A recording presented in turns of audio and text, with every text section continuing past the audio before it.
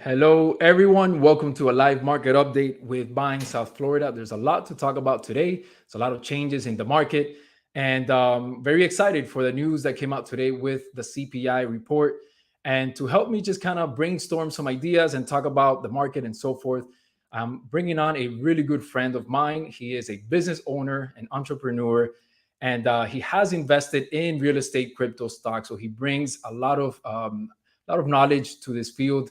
His opinion is one which I value very highly. So I want to bring him on today and just kind of exchange some ideas, some things that we agree and we disagree about, and hopefully we can bring some value to you. So, John, welcome, man. Thanks for having me, Mary. How you doing today? Yeah, absolutely. And we got the CPI report today. It came in lower than expected, which means inflation is trending downward, right? This is the first report that we get that shows that the rate increases are actually working, right? So we're expecting the Feds to now make another increase, but not of 75 basis points or 100 basis points. We're expecting that now to go in a trend downward, which is down to 50 basis points. What are your thoughts on that going forward? So, it's what we were hoping for. I believe the market, although it did react favorably, it was fairly priced in. So I do expect we've actually seen a pullback in some of the original numbers from how we jumped this morning. It kind of pulled back a little bit. So that kind of shows you that it's been priced in the markets, and but everybody's acting favorably. I mean, look, it's definitely a step in the right direction. We're hoping that these increases will slow, because if we have to continue with these 75 basis points or 100 basis points moves, we're looking at a recession. And if we go to a recession, we're talking about a global recession, and that's a conversation I really don't want to have. Yeah, yeah, I completely agree. And in terms of mortgage rates and the real estate market, as we see the inflation trend downwards or come down from in a downward trend, we expect the mortgage rates to do the same, right? Mortgage rates tend to follow the 10-year treasury, which in turn tends to follow the inflation rate.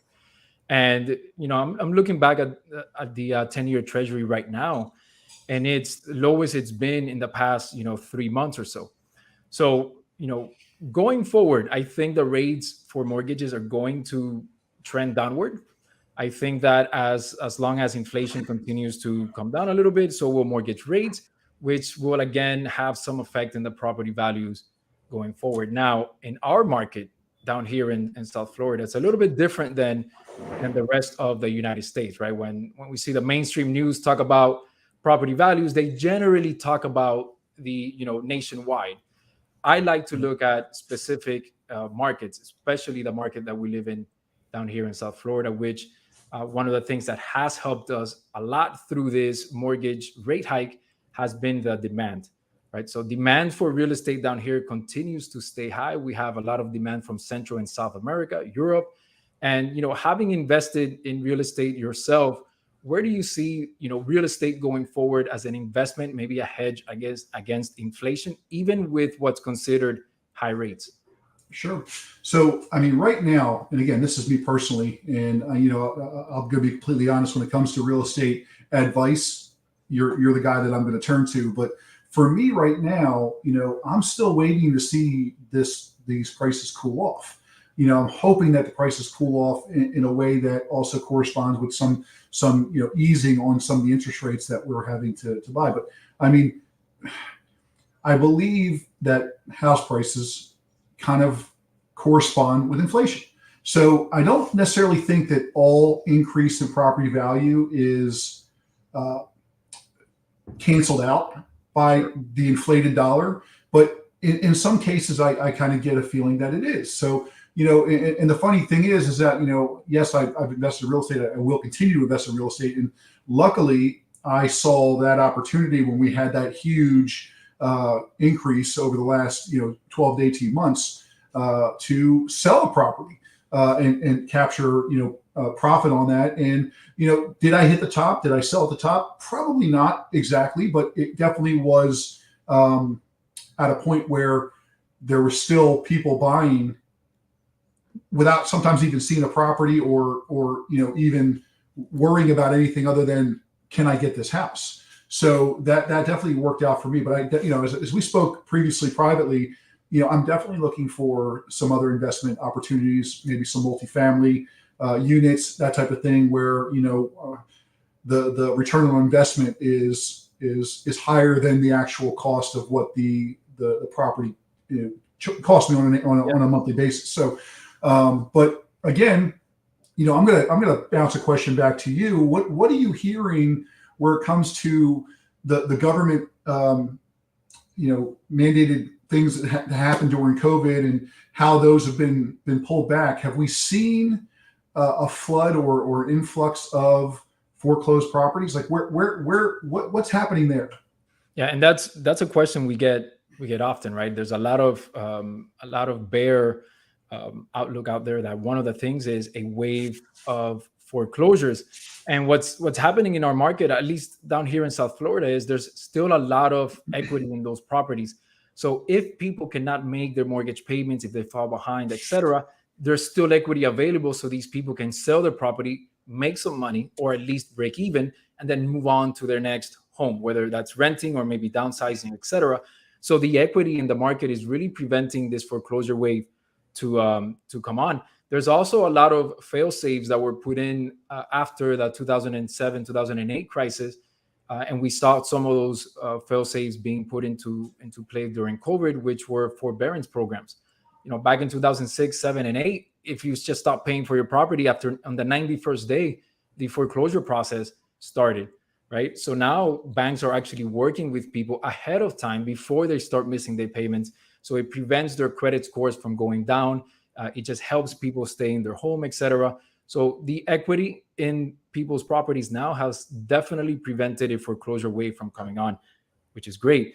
Yeah. One point that you touched on, and I want to add something quickly, is when you sold the property, that was still during a time of like a feeding frenzy of real estate buyers, where people were outbidding others. They had to, in one weekend, they put in 20, 30 offers on one property. It was insane.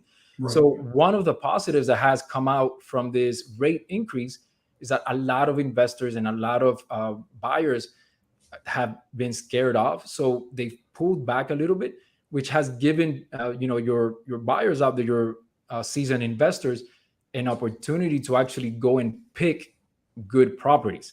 Right. So you no longer have to negotiate against 20 or 30 other offers. There's not that many offers out there right now, which gives buyer a little bit more leverage when they go buy their properties. That way, someone is not, just settling for a property maybe that it's not, big enough for them. Someone's not settling for a payment maybe that's too high for them, and so forth. So the time now is actually great to buy. Sure. Obviously, it depends on everyone's situation. But if you're renting and your lease is coming due, and once you realize that rents are still going up, you're going to want to take a look at possibly buying, because it's just a much better experience now than it was 2-3 months ago. Right. And kind of like the same thing in the stock market and in crypto. I know stocks and crypto has gone through very bad times, especially crypto now with the FTX fiasco. Right. But compared to real estate, when you're invested in crypto, stocks, etc., where do you rank your crypto outlook versus stocks versus real estate going forward? Where do you rank that in your investment portfolio? Exactly. So it's funny, it's a great question for me, because this is some of the stuff that we speak in privately on, where we do have kind of a different view long term. Well, maybe not different, but I think maybe you're a little bit more reserved in that thinking. But I think crypto, as you can see, is the future. And I think right now there's so much blood in the water. They always say when there's blood in the water, it's time that you should be accumulating. And I have. And as a matter of fact, and again, this is not financial advice, I've actually taken equity out of some of my properties to actually invest in this bear market so that I am set up for the future. All the things that are happening with the platforms that are failing, it's just bad people doing bad things, and you're always going to have that in any market, in any industry. But the fundamentals and the adoption that I see in crypto still makes me a believer that in 5-10 years we're going to have crypto prices that are going to blow people's minds. And I have the majority of my investment and my future in crypto. I would say I'm probably 65 to 70%. Well, no, let me back up there. Probably 50 to 60% of my investment dollars are in crypto.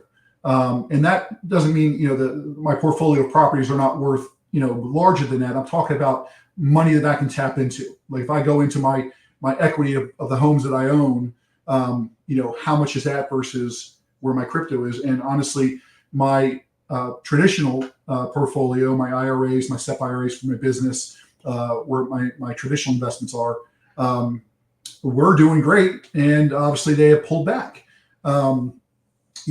So right now I have bought, I've maxed out my personal Roth, my wife's personal Roth, in our company IRA, and I have invested into the dip. I bought the dip, and so many people get scared.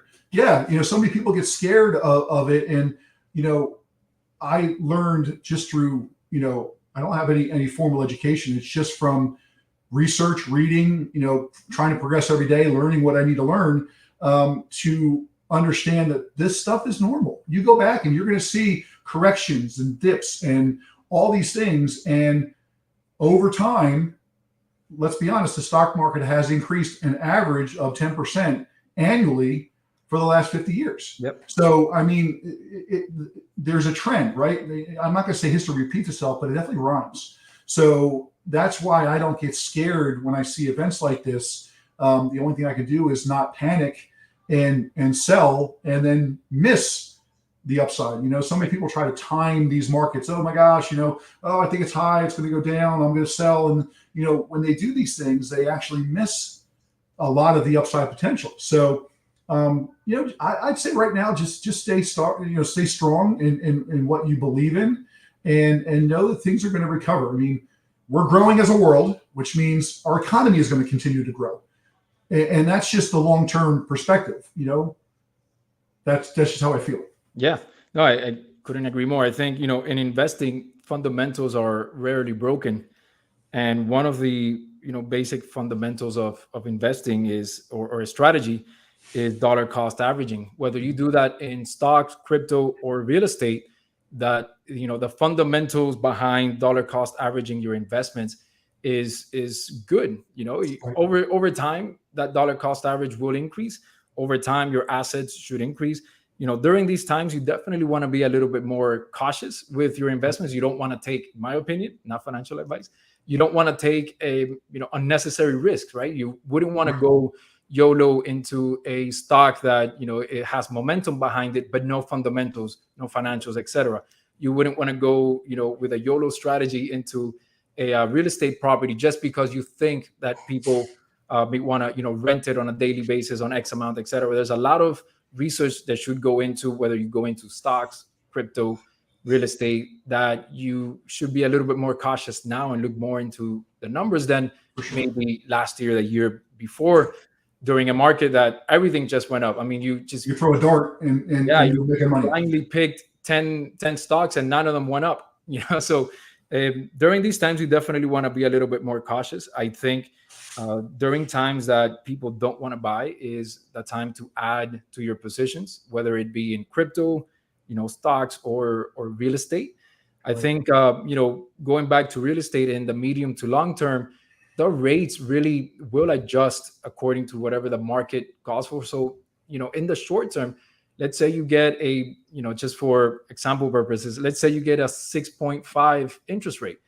But if you're comparing that to the rates of 1 or 2 years ago, where they were 2-3%, and you're thinking that it's a high rate, man, and you're just waiting on the sidelines for that 2 or 3%, you just may never buy something. So during these times that, not a lot of people are buying, this is when people can actually go out and shop for properties. They can go in and take their time seeing, 10 to 15 places. They can shop around their mortgage loans. They can get the best possible mortgage product for them.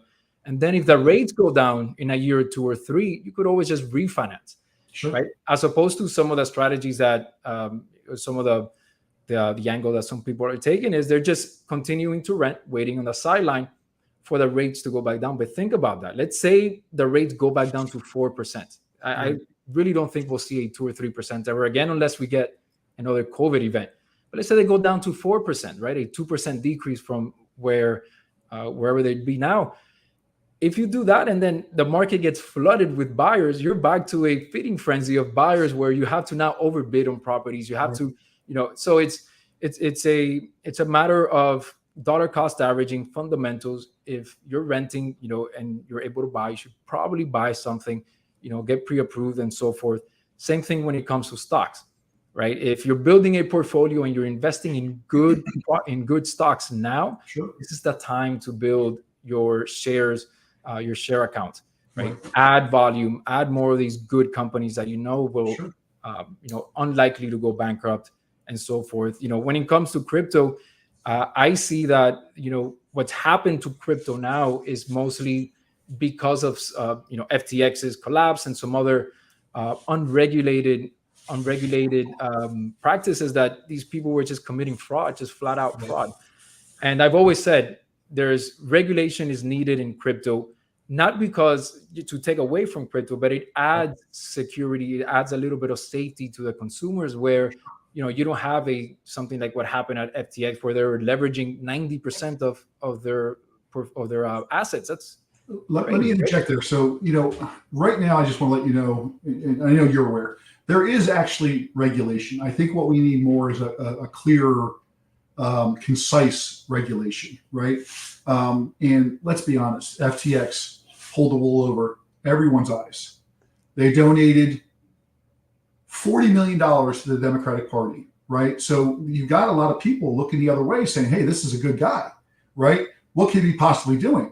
And, right now he's been arrested. They picked him up today in the Bahamas. He'll be brought back to the U.S. to face charges. But that's a whole other stream we'll do. Talk about that if we need to, if we want to. But, the bad apples, and again, the crazy thing is the FTX thing that just happened goes deeper. And there's a lot of evidence pointing to FTX and Alameda Research, which is Sam Bankman-Fried's company that he wasn't the CEO of, but we kind of know that he definitely wasn't a puppet, caused the Luna collapse, which was a nightmare. People losing their life savings overnight, which caused the 3 Arrows Capital collapse, which caused BlockFi to go bankrupt, which caused Voyager to go bankrupt. All these things are now, there's a lot of evidence pointing to Sam Bankman-Fried and FTX that finally just got, nailed, caused almost all of this by manipulation. So it's really, really deep and it's really, really evil in my opinion. But I also want to go back to, the investment, picking good companies. You and I and many other people, they can do their own research and they may be able to find 4 or 5 good companies and invest in. I definitely have my own individual stocks, but I'll tell you, there is no safer play than going in and investing simply in the S&P 500. Why? Because it's a portfolio of the 500 best companies, and if anybody doesn't have the numbers to be associated with the S&P 500, they get removed and somebody else gets put in. So you're always going to be investing in the 500 best companies in the United States. So, and normally those particular stocks or funds have outperformed many of the mutual funds and stuff like that on a long-term basis. Now, might have mutual funds and certain stocks that outperform in the short term, right, within over a year or two, but it's a safe play, right? And if you don't have a Roth IRA, again, another stream we could probably do a whole hour on is how to invest, how to set up your portfolios. But again, going back, it is dollar cost averaging is great, but be safe and don't worry about doing all the research. Get these simple funds that are going to give you normally, again, we're in a recession, we're in a bear market, we're going to have that from time to time, but it's always going to correct because our earth as a whole is growing, which means our economy, people buying things are going to grow. So Anyway, I'll stop. The S&P 500 strategy is great for someone that isn't or doesn't have the time to invest in all of the research that goes into individual stock picking. Individual stock picking is not as easy as just like, hey, I like Google, I'm gonna get it, right? There's a lot that goes into it. Sure, you may buy a stock or two or 10 that you just believe in. I've certainly done so, but there's a lot of research that goes into the market and whether or not those stocks make sense. And if someone doesn't have the time to do that, doing something like the S&P 500 is a phenomenal idea and definitely something that should be looked into as part of the investment strategy. And sometimes I get asked the question, is crypto better than real estate? Is real estate better than stocks and so forth, man? And it really all depends. It depends on the person's risk tolerance. It depends on where they are in life, right? That's why we always say it's not financial advice, because we can't give personal financial advice to someone that we haven't, understood their financials and so forth. But, one thing that I've always said is one asset class does not have to replace another. It's not a competition to where you have to be the crypto portfolio versus no real estate. Like, why not? It makes sense for you to diversify. Again, fundamentals, they're rarely broken. And one of the fundamentals is diversify. If you can put some of your assets into real estate, put some of your assets into stocks, and do also crypto or whatever, fine art, whatever, diversifying is a fundamental that is definitely one that's worth keeping on the top of your list. And, whether you're able to buy multiple real estate properties or you rather just go into crypto, definitely diversify. It's one of those things. Funny enough, today I was reading an article about some data that came out for lodging, like Airbnbs and hotels and so forth. Now, last Airbnb's quarterly call, they talked about that demand and bookings for them have been up. Now, the numbers just came out and it seems as if it's going downwards. So it stands to reason that the lucrative market of Airbnb may be on a downward trend. However, real estate is very local, right? Location. And, I'd be a little bit skeptical about looking at those numbers, which are national numbers in general, and just saying, Airbnb isn't a good strategy right now for rental properties. Down here in South Florida, it's one of the top vacation destinations for people around the world, right? Sure. We're prettiest beaches, beautiful weather, etc. There's a lot of snowbirds that come down. There's a lot of demand down here.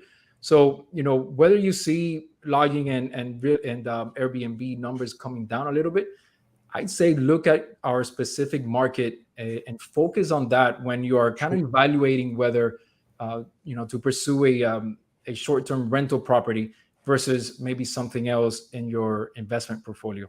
Right. Absolutely. With me, sorry to interrupt, the Airbnb was a great avenue for me. It definitely was a profitable venture. And, it definitely comes down to that location, and if anybody's, looking and thinking about doing that, just, I would reach out to a local or even a national management team. And again, not to the one that we use, and I'm not going to name drop, was able to let us know what properties that they manage, and they manage a lot of them in the area, and what their average nightly rate was. So, before we even decided we were going to go Airbnb, we had all that intel, right? That allowed us to quantify and figure out whether or not, am I going to be able to get my initial investment back on a monthly basis? And we found out that, most definitely yes. And that's the way it worked out for the year that we had it. That was one of the properties that I did sell at the peak. And, it was, kind of a bittersweet sale, but, we had other things we wanted to do and other things we wanted to invest in. But, just make sure, again, you're doing whatever you want to do when it comes to investing money that you don't need to pay your monthly bills. And again, I'm going to hammer this home probably anytime you ever have me on these streams, is making sure that you're investing money that you can afford to lose, or money that you can afford not to have in your monthly budget. And, if it's something that's going to put you in a position that's going to put you towards your limits, again, when it comes to real estate, make sure that you're making sure that the potential on that investment, the ROI is going to get close or exceed what your monthly bill is. That way you're not having to go into your own personal money or have to, panic sell because you've stretched yourself too thin. Yeah, market research is very, very important when it comes to real estate. We are, though in our market, it is difficult to buy a property, kind of fix it up. It's a good property. And then for it to not rent, it's difficult. It's rare, right? And anyone that's going into an investment property should know which strategy, or at least a time frame for their investment strategy should be. Are you doing a short-term, medium-term, long-term investment?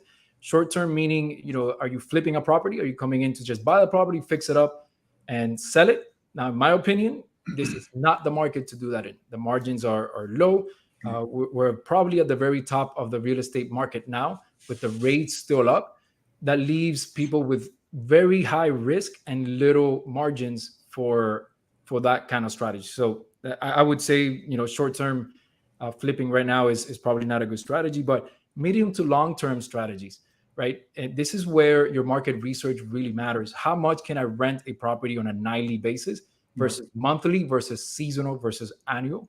And just kind of see if, the return on investment is something that makes sense, even with, the rates where they're at now. Because keep in mind, the rates have gone up, sure, but also the rents have gone up, right? So it's, even though you're paying a little bit more for your mortgage, you're also taking in a little bit more for the rental income.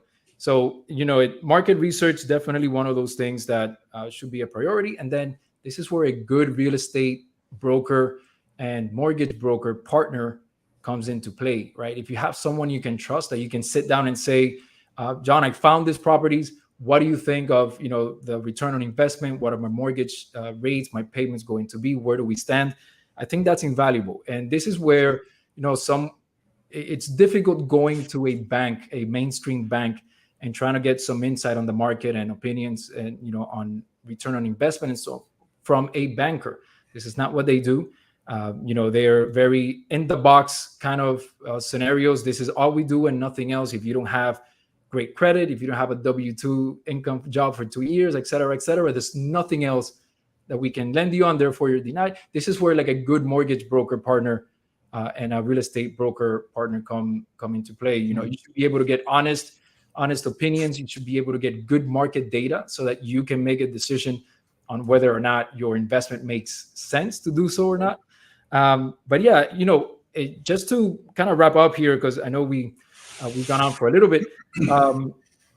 Definitely dollar cost average is one of those fundamentals that should be a priority. Market research, right? Diversify. This is the time that you want to add positions to your stock and crypto portfolios. Again, not financial advice, but this would be something that I'm definitely considering. And then also, investment properties or first-time home buyers, second-time home buyers. Don't let the news scare you. The rates are not as high as you're making them seem in comparison to how high the rates of rent are. Right? Remember, when you buy a property, you're building equity over time. You can use the equity to reinvest and so forth. It gives you stability. It gives you so many things that a rental property doesn't give you. So definitely talk to your local or trusted mortgage broker and real estate broker just to kind of brainstorm ideas, see where you stand, what you want to do going forward, your budget and so forth. You want to add anything else, John? No, I think we hit on all the top buzzwords and things that we're talking about right now in a bear market. Data came out great today, and again, just be cautious because again, things can change in an instant. We could get some type of a black swan event. Who knows? It's just making sure that you understand that when you're investing. And again, now I'm not really talking about the real estate side of it. I'm talking about conventional or any type of crypto or other assets. Just make sure that you're investing money that you can afford to invest, right? And that's the most important thing that I can say is don't overextend yourself. Don't ever invest something that oh my gosh, next month if that doesn't go up and it goes down 10%, oh my gosh, that's going to put me in a bad situation. That's something you don't want to do. So, but when it comes to the real estate, man, it just don't be scared because there's always going to be a deal right now. And as Mario said, you're in a better position because you don't have those 30 people that are putting out those offers. They're not even seeing the property. You can do some more due diligence and research and kind of find that property that you really want to be in. Yeah, this is the time to add quality over quantity, right, in real estate. So Sure. thanks, John. I appreciate your time. Thank you, guys. Hopefully this added some value.